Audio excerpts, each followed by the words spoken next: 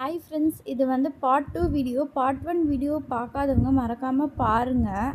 நம்ம கிச்சனில் குக்கிங் செஞ்சுக்கிட்டு இருக்கும்போது அப்படியே ஸ்டவ்வில் வச்சுட்டு போயிட்டு வந்து பார்த்தா கேஸ் ஸ்டவ் வந்து ஆஃப் ஆகியிருக்கும். என்னென்னா நம்ம ஜன்னலை திறந்து வச்சுருக்கனால காற்றுள்ள வந்து அதை அணைச்சிரும்.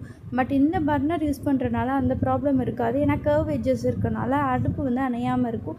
நம்ம கேஸும் சேவ் பண்ணிடலாம் அண்ட் குக்கிங்கும் சீக்கிரமாகவே ஃபினிஷ் பண்ணிடலாம் இந்த கேஸ் சேவிங் பர்னர்னால. அடுத்து என்ன இன்ஃபர்மேஷனா, இந்த வீடியோவில் நான் கேஸ் சிலிண்டர் மேலே வச்சு குக்கிங் பண்ணிகிட்ருப்பேன். இந்த மாதிரி கேஸ் ஸ்டவ்வை நீங்கள் சின்ன சின்ன கடையில் பார்த்துருப்பீங்க. நம்ம ஈஸியாக கேரி கூட பண்ணிக்கலாம். பட் அதில் கேஸ் ரீஃபில் பண்ணுறதுக்குள்ளே ரொம்ப கஷ்டமாயிடும். ஸோ அதனால தான் நான் இந்த மாதிரி ஒரு ப்ராடக்ட்டை வாங்கியிருந்தேன்.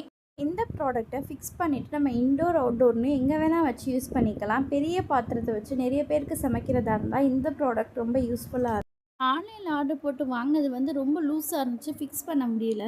சரின்னு கேஸ் ஸ்டவ் பார்ட்ஸ் கடையில் கேட்டு வாங்கி கேஸ் சிலிண்டர் கொண்டு வரவங்களே ஃபிக்ஸ் பண்ண சொல்லி ஃபிக்ஸ் பண்ணியாச்சு. ஏன்னா ஃபிக்ஸ் பண்ண தெரியாமல் ஃபிக்ஸ் பண்ணக்கூடாது. இந்த மாதிரி யூஸ்ஃபுல்லான ப்ராடக்ட்டோட இன்ஃபர்மேஷன் தெரிஞ்சுக்க சப்ஸ்கிரைப் பண்ணிக்கோங்க. அண்ட் இந்த வீடியோ உங்களுக்கு பிடிச்சிருந்தா லைக் பண்ணுங்கள், ஷேர் பண்ணுங்கள்.